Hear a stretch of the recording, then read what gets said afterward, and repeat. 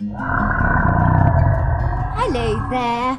Welcome to the Saroy channel, wherever you are in the world, and so much love to each and every one of you. How are you doing? I do hope you're doing remarkably well. I just want to thank everybody for their lovely messages last week, the happy birthdays. I really appreciate it so much. And thank you for leaving such lovely messages and so many wonderful comments. It really means a lot to me to hear from you, so thank you for that. So before we get started, don't forget to subscribe to the channel, click the notification bell and the thumbs up, and let's get started with tonight's story.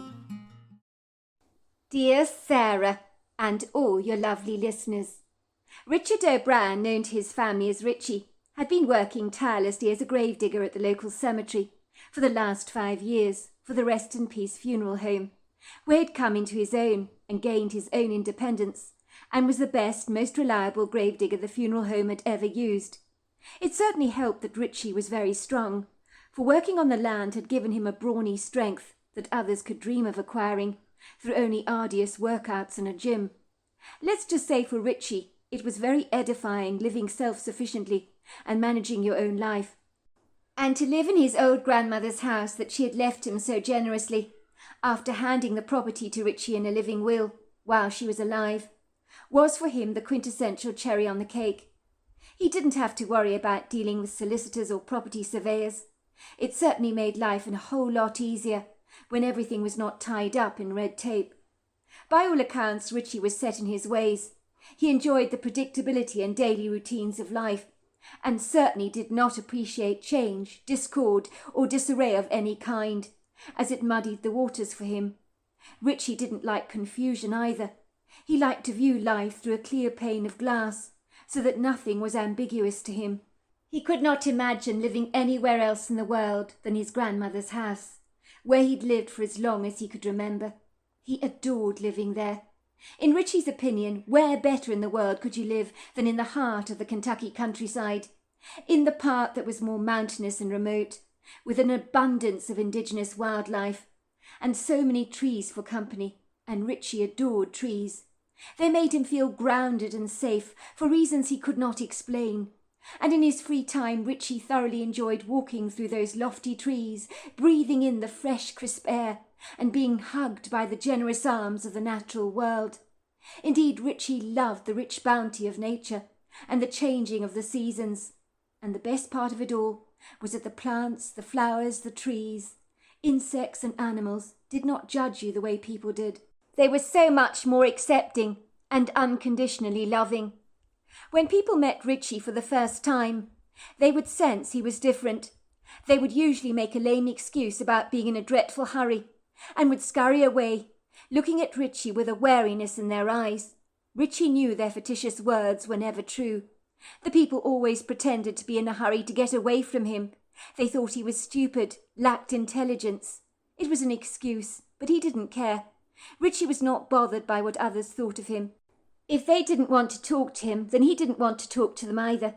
His grandmother had described such people as fair-weather friends, who weren't worth their weight in salt, which she explained to Richie meant, "Just don't waste your time, my darling, with such people, trying to be friendly. There's no point. If they don't want to have anything to do with you, then you don't want anything to do with them either."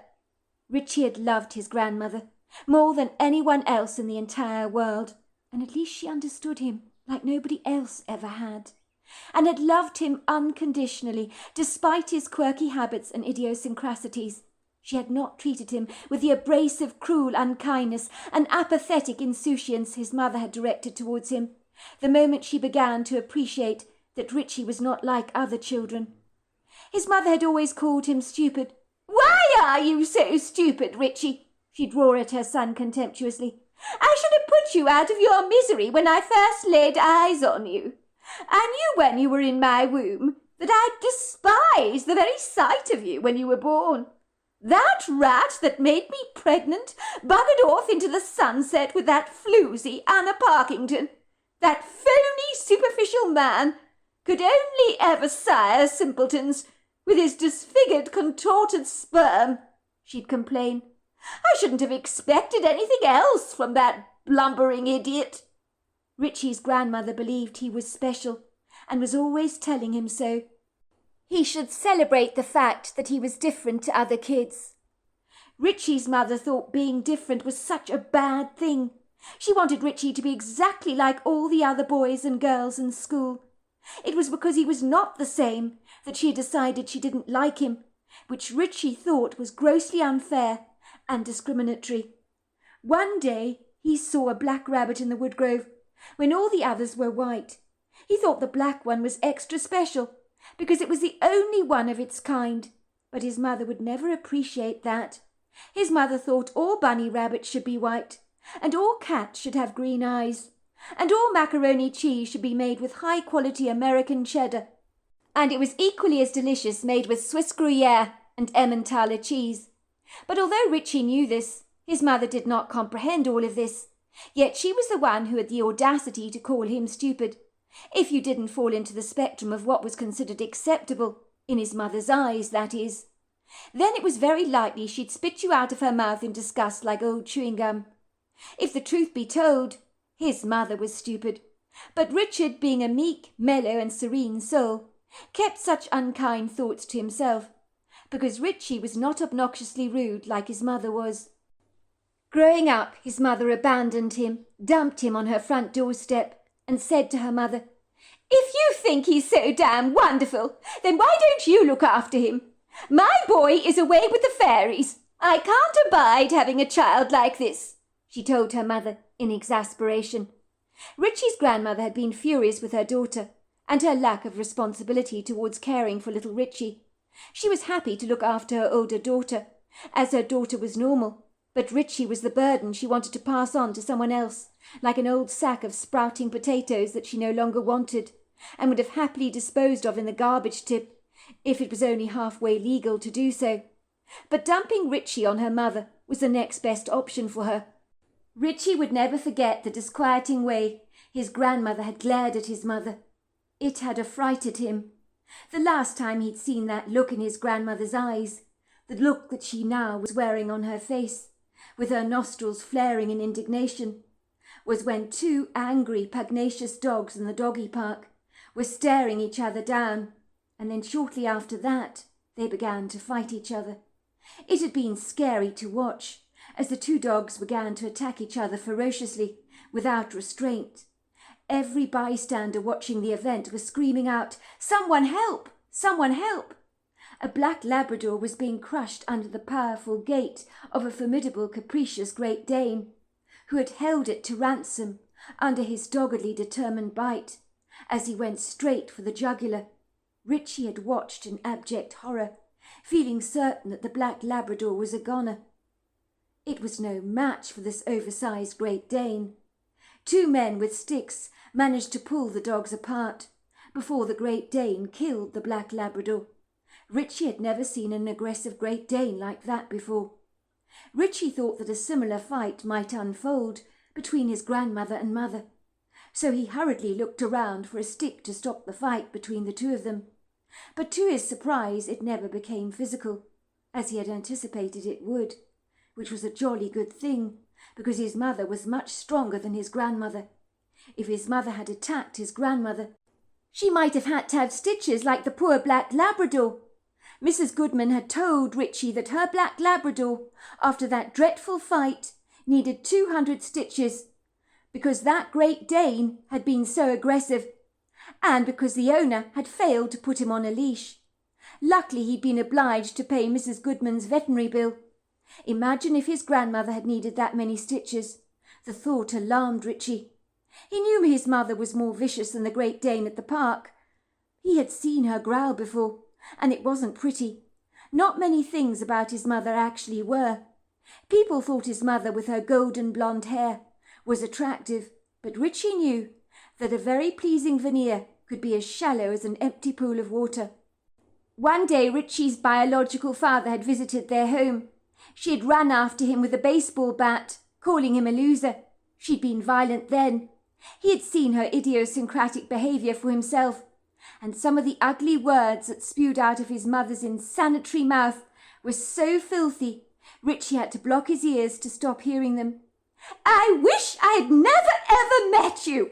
You cheated on me with that ugly floozy, Anna Parkington, who looks like a gorilla's behind on a good day, and I don't say that lightly. I will have a DNA test if you like, to prove he is yours. If you don't want to accept responsibility, I'll take you to the cleaners. It's so bloody typical of you, she had screamed at the man, who she claimed was Richie's father. But Richie never ever saw him again. He was not surprised. His mother was a very intimidating woman.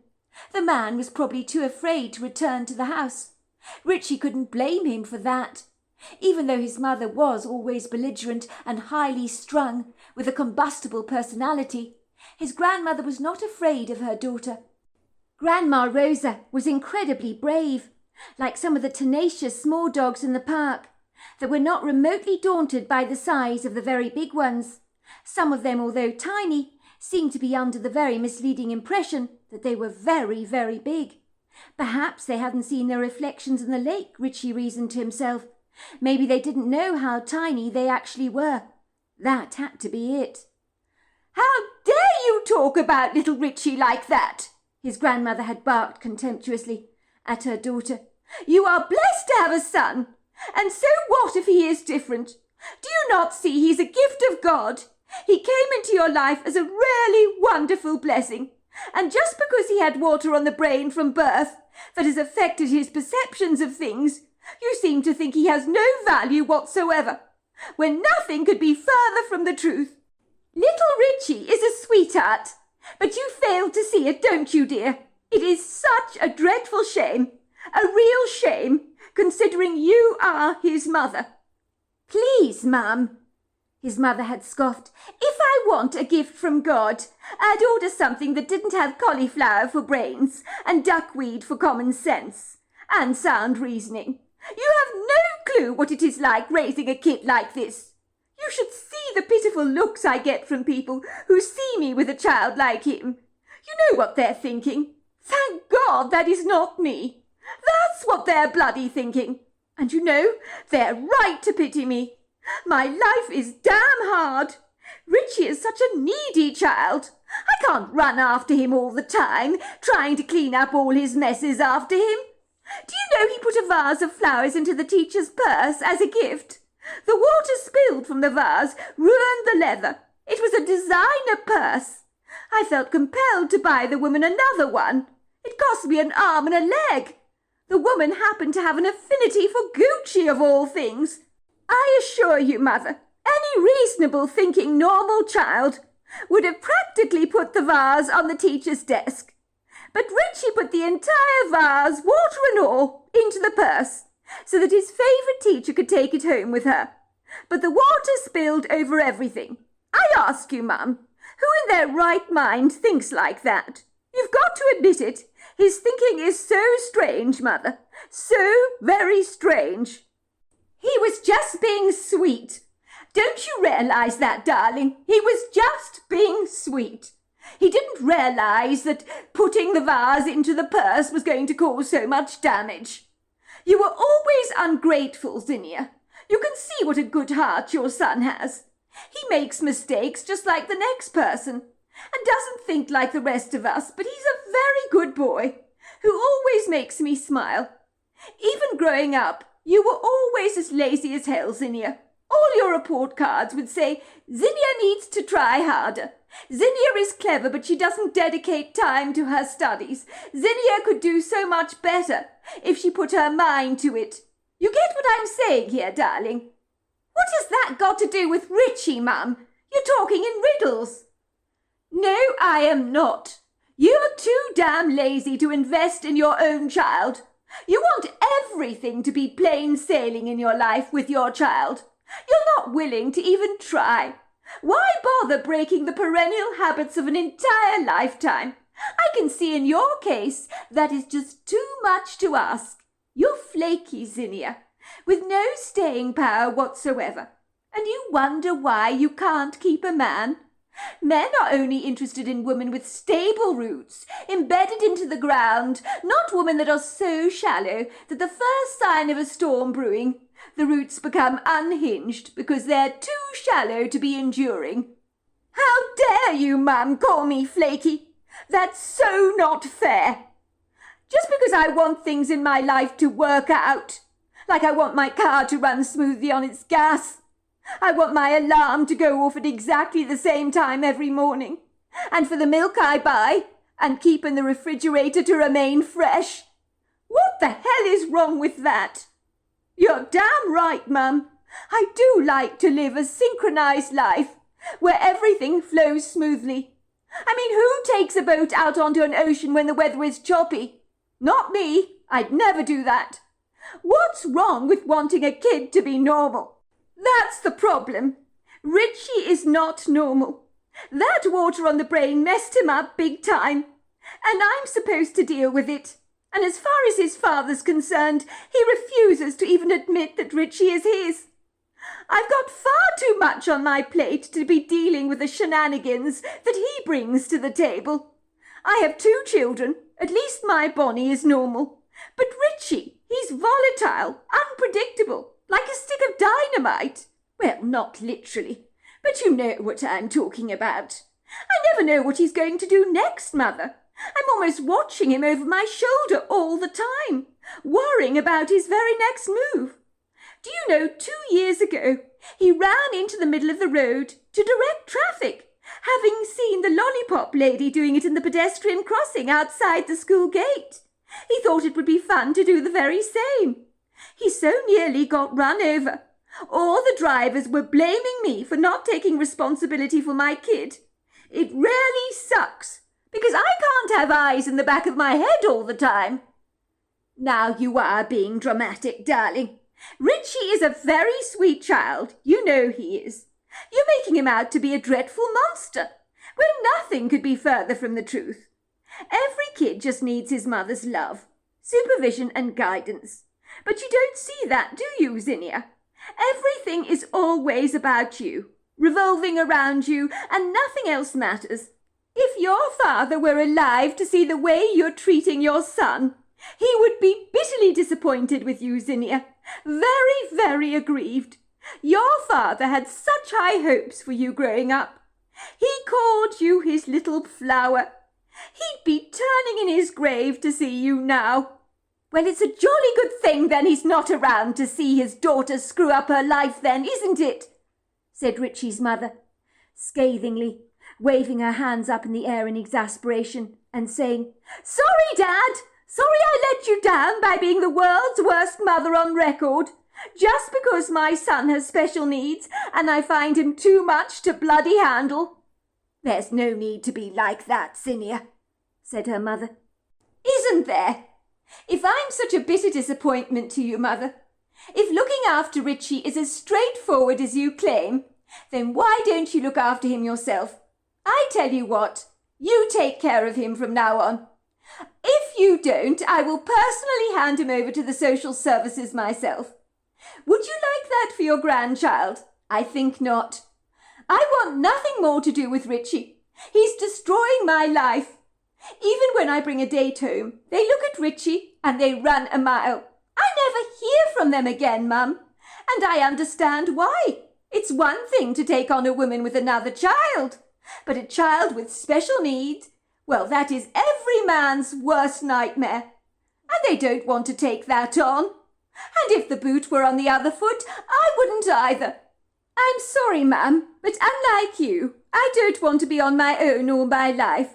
I'd like to settle down at some stage, and that's not going to happen in a hurry, with Richie around sabotaging my love life."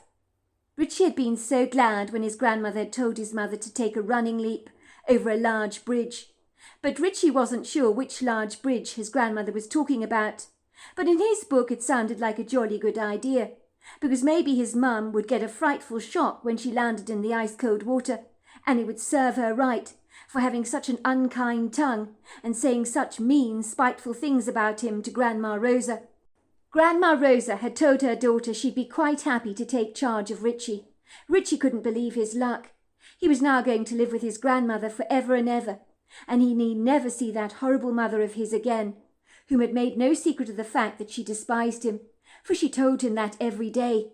Did she not remember she'd told him that again and again? His mother must have a very bad memory indeed, for Richie recounted that his mother had told him 5,023 times that she hated him because he was so damn stupid. She had told him 1,015 times that she wished he'd never been born, 3,011 times that he was an embarrassment to her, and 4,006 times he was a simpleton with cauliflower for brains. Richie wondered why his mother had told him that he had cauliflower for brains, for in all his intensive research he'd never heard that anyone's brains were made out of vegetable matter. Indeed, from his studies he had learnt that the brain weighs 3 pounds, is about 60% fat, 50% carbohydrates, water and salt, is a combination of blood vessels, cells, nerves, neurons and gyles, and bears no relationship to cauliflower whatsoever. So his mother was definitely not the brightest brick in the block, and Richie decided she must have failed anatomy at school. He giggled to himself when he thought of his mother writing on her anatomy paper that the brain was made of cauliflower. No doubt her teacher would think what Richie already knew, and that was that his biological mother was very stupid indeed. From the age of 10 years old, Richie had lived with his grandmother for 28 more years, but almost days after his 38th birthday, the worst thing happened. His grandmother did not wake up after a long, contented sleep by the fire. He tried to rouse her, but her whole body had slumped to one side, and Richie realized the unthinkable had occurred. His grandmother was dead. He was surprised by how peaceful she appeared. It almost seemed as if she was smiling at him, but her eyes had become glassy, like one of his blue marbles. Grandma Rosa had prepared him for such a time as this, what to do, who to call for help, and so forth. But Richie never anticipated it would be as hard as this, for his grandmother was very precious and dear to him, and without her around it would be awfully lonely. Mind you, he did have his older sister Bonnie around, and she'd always been very nice to him, as far back as their school days, where she had resolutely stuck up for him when the other kids had bullied him. The kids had called him Watermelon Head because they said he had sugar and water for brains. Everyone at school was bad at anatomy, it would seem, but his sister had stoically supported him. She had told Richie that the kids did not know what they were talking about. "You're clever, Richie. You remember dates, details, stuff like that. The stuff they forget. You're much better at math than they are. You just see the world through different lenses, that's all. But there's nothing wrong with that." Richie had agreed with his sister, and the bullying at school never bothered him in the slightest. It was water off a duck's back as far as Richie was concerned. He never cared about what others thought of him. In the end, the kids quit bullying him, for it really was no fun pulling someone apart when they failed to react to being mercilessly teased. Instead, Richie would just laugh with them, which was terribly annoying to the bullies, as the whole point of bullying was to make the person you attacked feel really bad about themselves. But Richie just grinned along with them, as if it was all a hilarious joke. Soon after Richie moved into his grandmother's house, he barely ever saw his biological mother again, and he was glad about that. But he learnt that she had lots of boyfriends. His grandmother told her that his mother had more boyfriends than she had hot dinners, and given the fact that Richie's grandmother had eaten an awful lot of hot dinners over the years, Richie reasoned his mother must be like a bunny rabbit, at it day in and day out. Bunnies were nymphomaniacs, everyone knew that, as was his mother. He privately thought that it would probably be a good idea if she got neutered. Otherwise she'd have far too many children she didn't want, that she labelled as stupid, like she had done him. His grandmother always referred to her daughter Zinnia as a silly mare, although Richie didn't think she had much in common with a female horse. Let's just say her 2 front teeth were exceedingly big like a horse's, and she was self-conscious of her ears because they were very big. She kept talking about having a surgical procedure to have them pinned back, because it would make her feel more confident in her life. "When your mother was at school, they bullied her about her ears," her grandmother had told him. "They called her Big Ears." The house where Richie had lived with his grandmother was simplistic, but it was magnificently comfortable. It boasted stone walls and sash windows. It had high ceilings and huge open red brick fireplaces, and was incredibly old. Well, that's what she told him anyway. Although in recent years she had made the windows much larger, so you could thoroughly enjoy the outstanding prepossessing views of the countryside, and she had recruited a local man in town to extend the wraparound porch, which he had done superbly, and it was kitted out with Adirondack tables and chairs, a pizza oven, a barbecue set, and a rocking chair that his grandmother would sit on warm summer evenings, watching the Milky Way, while she knitted him another one of her famous fisherman's sweaters. Richie loved those sweaters. They were incredibly warm. The best thing about his grandmother's house was it was 2 stories. It possessed an attic and a basement cellar.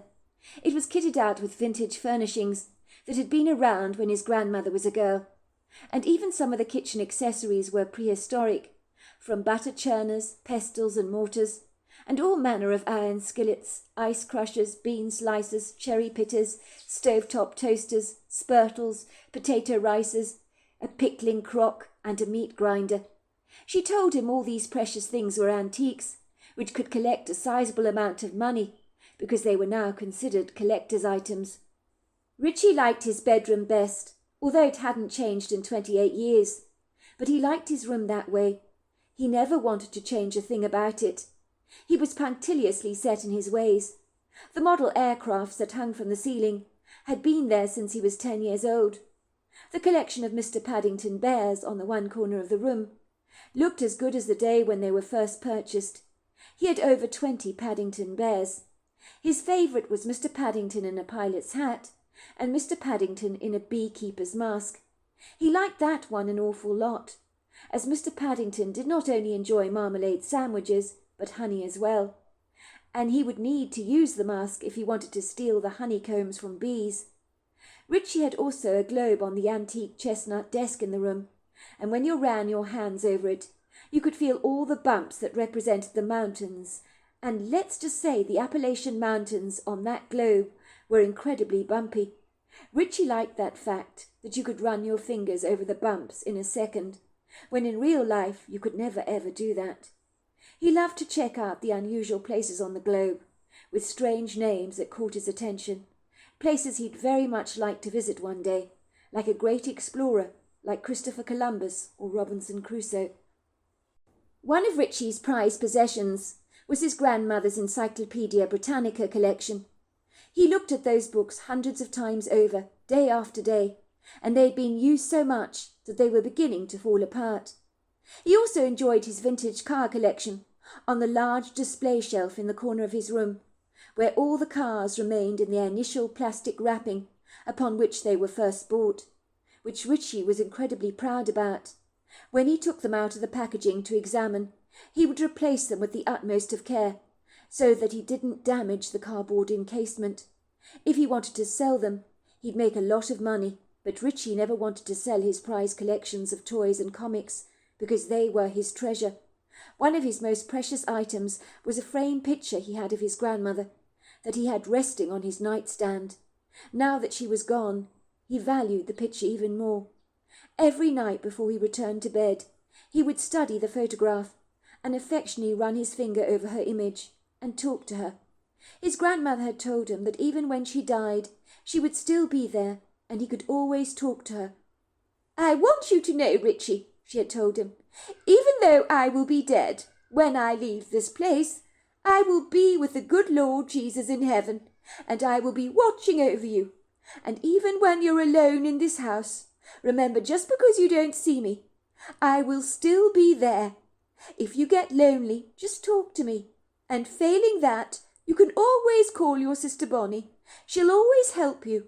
That girl loves you almost as much as I do. But no one could love you more than me, apart from Jesus, of course," she had said with a mischievous twinkle in her eye that had made Richie laugh. "As for your mother, don't bother to contact her when I'm gone. That will be no use. She won't have much time for you, I'm afraid, my love. But don't take that personally. You know what your mother's like." "I won't call Mama ever," said Richie. "She's busy like the rabbits in the warren, at it all the time." His grandmother let out a cheery laugh. She reached out to squeeze Richie's arm. "Oh, my dear, no one makes me laugh quite like you do," she said, wiping the tears away from her eyes with the back of her sleeve. Richie looked concerned. If I make you laugh so much, why are you crying, Grandma Rosa? Sometimes, Richie, when you laugh so much, you actually cry. Has no one told you that before? You're a lot like your grandfather. He made me laugh so very much that I would actually cry. Why did he die, Granny? You never told me. Richie regretted asking the question, for Grandma Rosa seemed so sad. Her eyes clouded over. She wrung her hands so hard like she did when she was squeezing all the water from the washing. He knew this was his grandmother's self-soothing gesture, which she performed when she wanted to steady her nerves. Do you really want to know, Richie, how your pops died? Richie nodded. I do, Grandma Rosa. I do, but I don't want to make you sad. His Grandma Rosa directed him to sit by the fireside, because it had been a very cold night, and Richie enjoyed sitting by the fire, on the sumptuously cosy wing chair, with Indiza, the big black cat, curled up on his lap. He'd watch the red flame spitting against the dry wood, devouring it hungrily, and he could see the reflections of the fire in his cat's eyes. Indiza also enjoyed watching the flames of the fire, almost as much as Richie did. I have not told you this before, Richie, because I didn't want to upset you. But there is great evil in this world, very bad evil indeed. I believe a demonic entity was entirely responsible for your grandfather's demise, although others do not agree. Richie's grandmother was a very strong woman in her faith. She was a devout Christian, and was often quoting the scriptures. One of her favourite passages was, By their fruit, Richie dear, you will know them. If something is good, it produces good fruit, meaning good things come out of them. But if something is bad, it produces bad fruit, and bad things come out of them. A good person is a man or woman of God, and comes from the light. But an evil person knows not the light, is of the devil. He loves the dark, so his deeds are done in secret, because there is no light in him. That's how you know who's who, and what's what. Hence the Bible passage, By their fruit you shall know them. A peach doesn't produce thorns, does it? If it produce thorns, it is not good. It needs to be cut down, destroyed, and thrown into the fire, because the tree does not bear fruit. Do you understand what I'm saying, Richie? Because it's the devil. Exactly right, Richie. Well done. It's the devil. Your grandfather was a very fine man, Richie. I loved him very much. And like you, he would walk for miles and miles every day. Your grandfather, he loved to walk.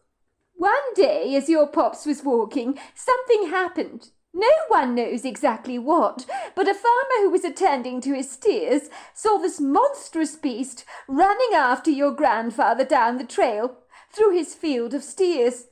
The farmer knew your grandfather very well, because your grandfather took the hiking trail regularly through his property. But on this occasion your grandfather was running for his life, and this humanoid creature with the head of a wolf was chasing after him. In the beginning the farmer's steers did nothing but moved forwards towards the very weird-looking creature, and then all of a sudden they took chase, charging this wolf-like beast like a herd of gallivanting bison over the American plains, beating the ground forcefully hard. Then they trampled this thing to death very deliberately. The farmer said he'd never seen his steers behave like that before. They trampled and head-butted this wolf-like beast with their horns. And unfortunately your grandfather got trampled in the crossfire. But those steers were out for this thing's blood. It was like they were instinctively aware that this thing was grotesquely evil. Even they could sense it. The farmer said that day, I saw the devil today. There was, of course, nothing left of the wolf-like beast, who'd been trampled into mincemeat. Your pops didn't fare terribly well either. He got caught in the crossfire. The farmer told me he ain't seen anything like that before. Those steers wanted to exterminate this evil. So yes, that's how your poor pops died. Of course, some people doubted the farmer's claims, thinking he just saw a very large wolf. and given there was nothing left of the body, the poor farmer couldn't prove a thing to anyone. But Farmer Terry was a very reliable man. He'd never make something like this up. He described this menacious beast as 7 foot tall, standing erect like a man, with a wolf-like head and a tail, was the most terrifying thing he'd ever beheld. He was giving your pops chase, that was for sure. It's a very tragic story, I'm afraid, but bad things can happen to good people. But whenever evil can be thwarted, a good man should always do his best to destroy it. Do you understand that, Richie? Richie had nodded. My grandfather saw the devil. So did that farmer. I'm afraid he did, Richie. He did indeed. It was a very tragic state of affairs. So there we are. That's the end of part 1. Part 2 is tomorrow night, and I look forward to you joining me then. Until next time, goodbye and good night.